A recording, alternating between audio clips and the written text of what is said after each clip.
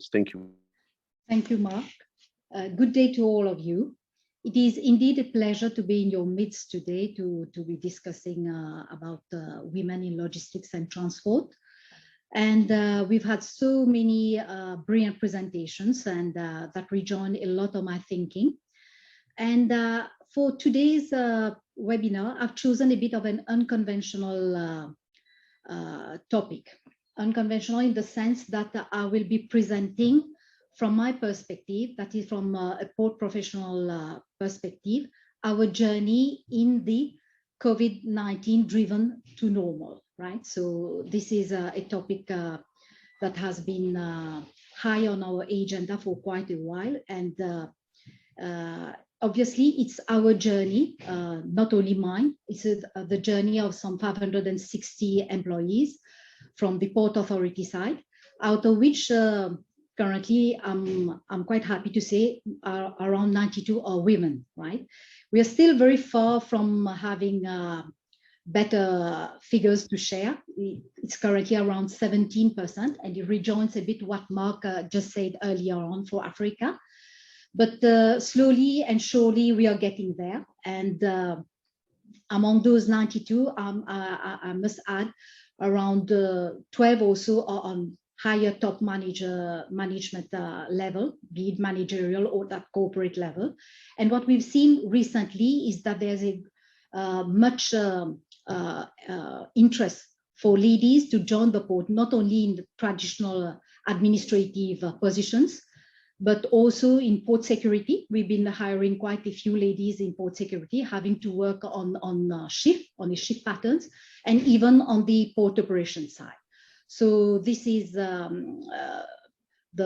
journey that I'm going to talk to you about. So how we work during those challenging moments.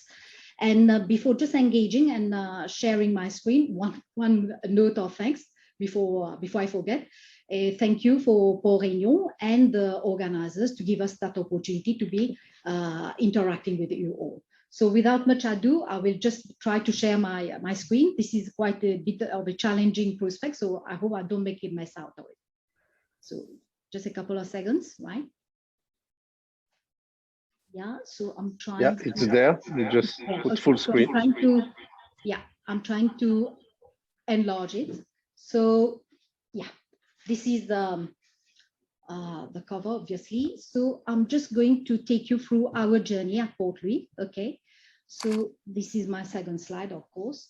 Much has been said about the port, right? About the importance of the port into not only in today's world, right? It has always been an important mode of transport, maritime transport. Actually, 80%, we all know about that, of the world merchandise is being transported through the way of maritime transport, be it for various reasons, economies of scale, and for facilitation process. And with the advent of the COVID-19 pandemic, and with the grounding of airplanes, we saw that the port, which is a very important node in the logistics, global logistics and trade supply chain, we saw that the port had even a more important role to play. And for especially where it concerned the critical delivery of supplies and global trade in those time of crisis. So we had quite a challenging moment to live with. I think it's not only limited to Port Louis, it's limited to all our island states, right? Because as somebody said that for the small island states, the port plays even a more important role in this COVID moment, where the airports are closed or where flights are even very rare. So this was where we had to implement all sorts of measures to ensure that the operations go on and without any interruption. Because basically, we have to remember that the COVID, the mantra in that was the disruption. There was a big disruption across the world, okay, not only in our part of the world, where the global logistics supply chain, the service delivery was being really challenged. This is something that happened over the world. We saw that for the world economic growth contracted by 3.5%. The global world merchandise dropped by 9.2%, and this had its consequence on Mauritius as well, because as factories had to lock down, we went into confinements, into lockdown, and with all those measures that had to be put in place, this took its toll on Mauritius as well, on its economy. So the GDP growth in Mauritius for 2020 went down, was a negative figure of 14.9%. And this is translated in the toll traffic figures, as I opted to share with you for 2020, whereby after a quite good year in 2019, we had all negative growth in the various sectors. Cargo traffic went down by 13%, the captive container traffic by 11%, the vessel traffic by more than 21%.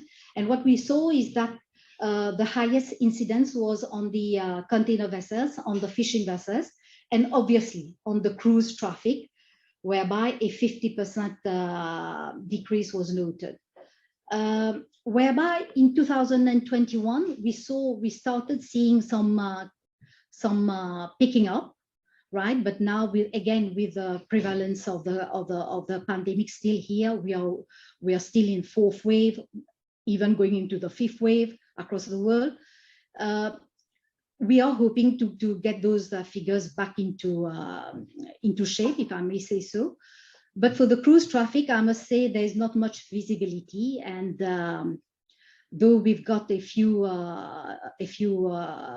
cruise liners who have indicated their interest of going back to business in this part of the world, in Indian Ocean, yet there is not much visibility, and we would prefer to say that maybe 2022 is going to be a more of a year, right, for this traffic to take back to its normal pace. So how does this impacted us in this part of the world, the COVID? We saw that during those tedious times, shipping lines were rerouting their vessels to other ports. So they were skipping this part of the world due to all the safety, the sanitary measures that were in place, the mobility of maritime workers being limited. So they opted to reroute their vessels to other ports. We saw that the earlier part of 2020, where Port Louis was not on their schedule, and our cargo were being delivered in other ports like the Port of Colombo and Port of Salalah. Obviously, as you can imagine, this had a lot of delays in import schedules. In those times of crisis where you need sanitary products, you need foodstuff and all that, the importers were having their cargo unloaded at other ports, and with the delays for it to come back to Mauritius at Port Louis. Similarly, for the export sector, even after the confinement was over during the second part of 2020, the vessel schedules were not yet back to normal, and they were still erratic. And Port Louis the call was skipped in a few circumstances, and our cargo was being offloaded at other ports. So all those were affecting the local economy, and obviously there was a much of outcry. And to add to all those woes, freight rates were rocketing, right? So this obviously was adding on to to all the problems that was on our agenda. So just to share with you from the complaints that were registered, is that for a container, 20 equivalent unit, a TEU from Far East from China to Mauritius, that used to cost around $1,400 per TEU, was soaring to nearly 6,000 TEUs per TEU. Obviously, this was beyond our control, and this was having an effect on all the cost of imports, cost of goods, cost of living, everything is going up. And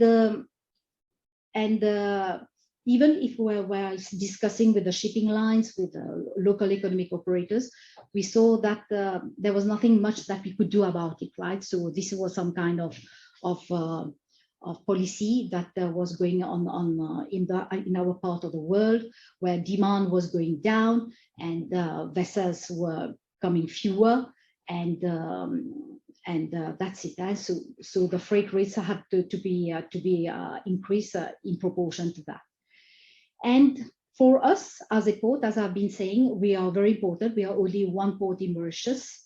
So all the challenges that we had to face is how to continue the operations.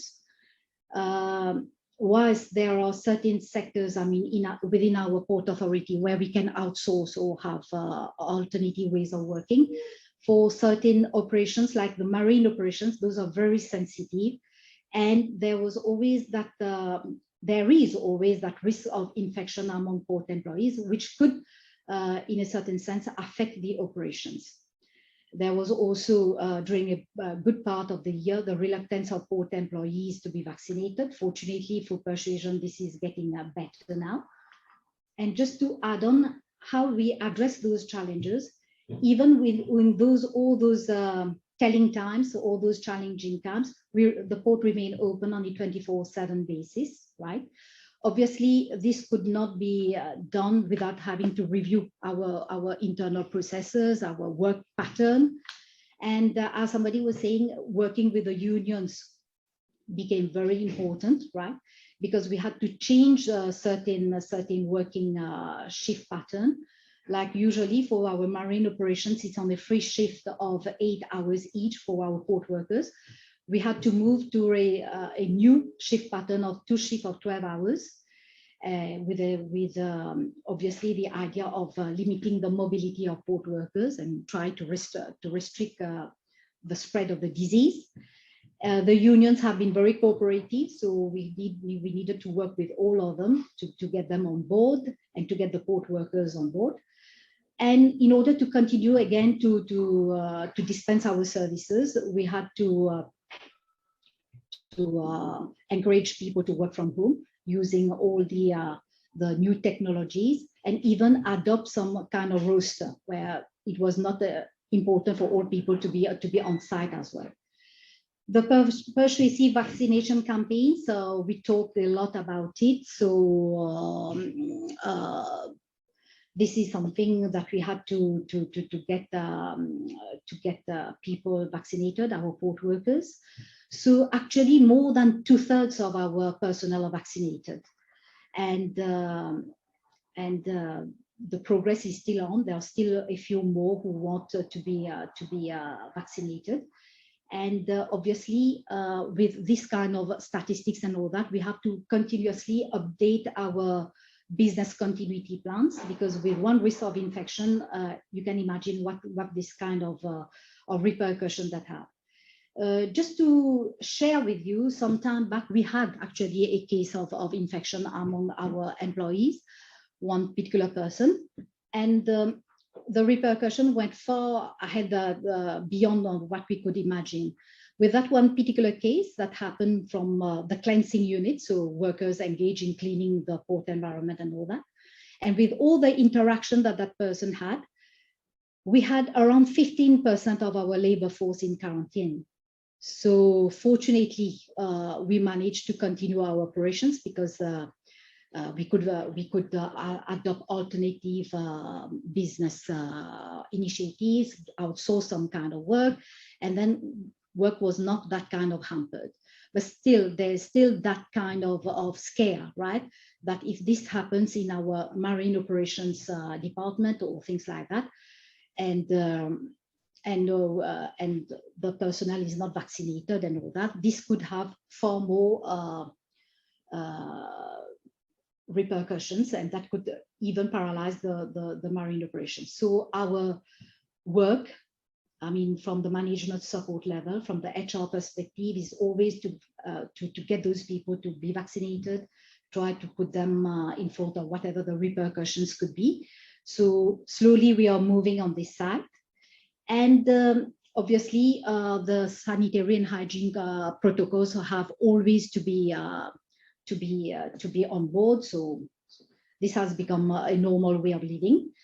And one other thing is about the protocols that we had to put in place for the vessels coming at the port.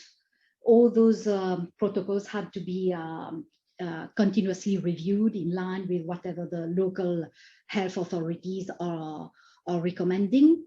So actually vessels are calling here. Previously, they needed to have 14 days of clear days at sea to be able to come to the port for loading and unloading. Now this is being gradually relaxed, and actually under the new protocol, the vessels, once they are here, except for the container vessels, there are massive PCR tests that are being done at the outer harbor prior for them entering the port. So slowly all those are being relaxed, and we are trying to live with this pandemic situation, see how we can give a better service. Actually, I mentioned earlier on that shipping lines, some of them had chosen to reroute some of their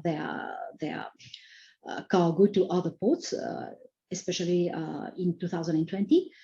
And being an island port, I think connectivity will always be a very important issue for us, not only for our imports, for us to get all our supplies, even in crisis moments, but even for our exports. So it was very important for us from the management support side to get all those services that had left Portris back.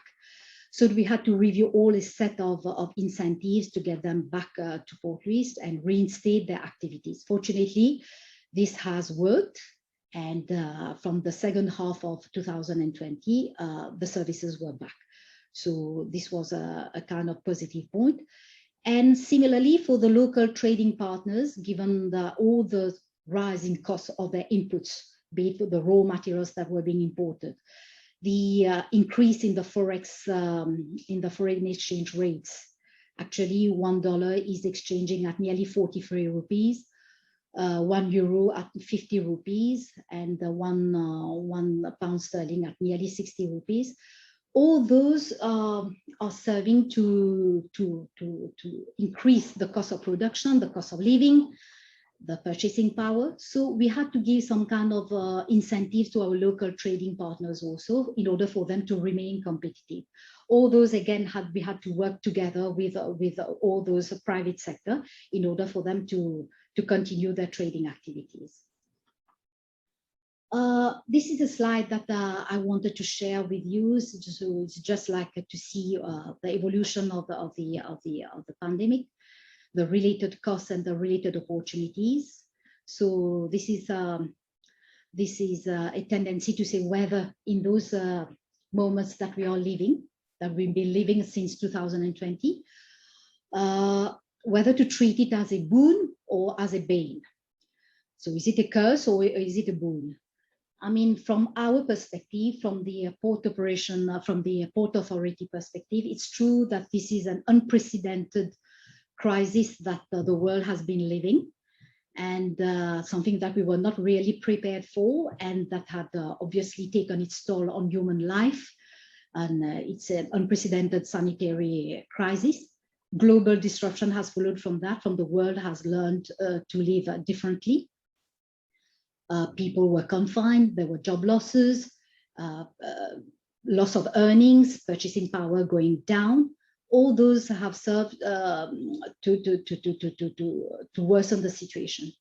But from the opportunities that we see from there on is that in this new normal where we are called upon to work and to live, there are certain lessons that we have to take, right? And the port, together with other industries, I'm sure about it, right?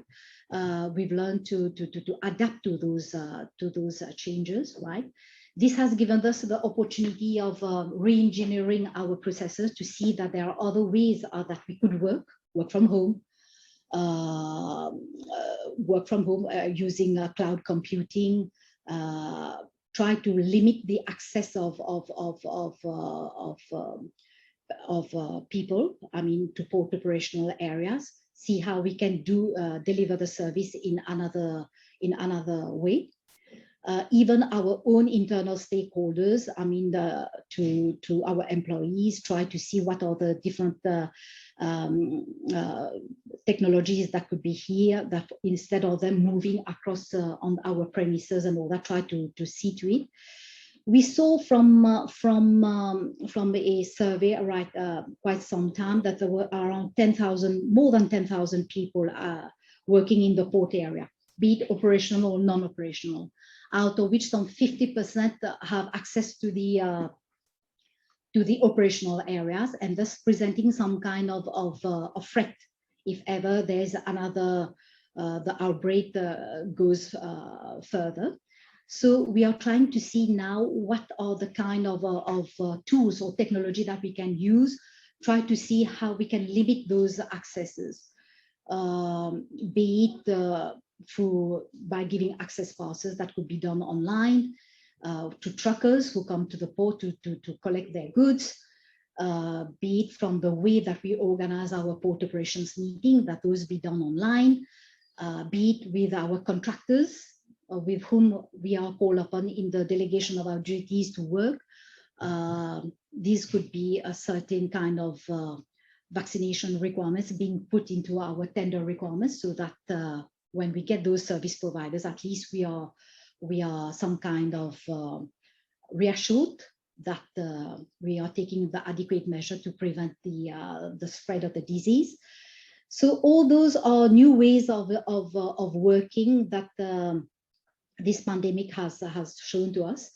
And I must say, even in certain circumstances, we've seen that by having a different way of working, it could lead to some kind of cost savings. So this is some kind of ventures that we need to continue. Even our training now is being done online. So this is again another feature.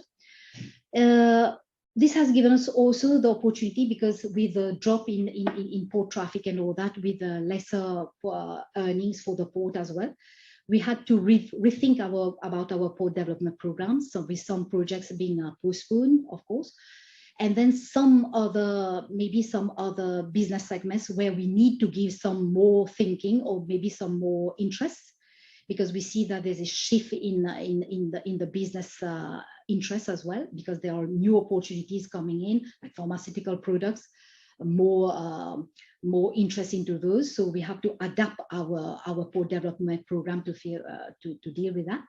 We've got a cruise terminal building that's due for completion by the end of this year. So this is again in the new normal that we are going to work with for quite some while, because we are not yet rid of the virus. So there are certain features that we have to adapt now to see how we can handle the passengers in a safe manner, so that the cruise business can continue. So this in a nutshell. So I think what is more of a tall order for us is that there are certain business activities, certain business segments that if we tap on, could lead to brighter future. I mean, we are taking a certain blow on certain side, but there are certain opportunities also that are there that we can still continue our service delivery and then move forward in this new way of doing things. So we'll conclude by saying that the COVID-19 has not been neither a boon nor a bane, nor a curse, right? It's just a new way that we have to adapt to. And on this, what is, according to me, right, from working in the port, what will help us to navigate through all those moments, right, is flexibility. So it's not only talking about adapting to change, but it's more to do with embracing the change, right? So we need to embrace it and see how we can get our business up and running. Obviously, talking from a port professional, side with all my colleagues here, this is something that we would like to pursue. And this is something that we are very much alive to, that change, I think, is the only constant. And in the port sector, I think this is even of utmost importance. So without much ado, I think I will be willing to take your questions, right? So I hope I've been able to share a bit of our journey. I mean, I could talk and talk about that, but this is a bit of you taking us along the way of how we've been faring through those movements and how we are still faring, for that matter, right? And where we need to work with all together, because as we are saying, a port employee, irrespective of gender, you remain a port employee, and you're supposed to be dealing with your job same as normal to everyone. So I'll be happy, Mark and all the others, to take a question therefore. Thank you.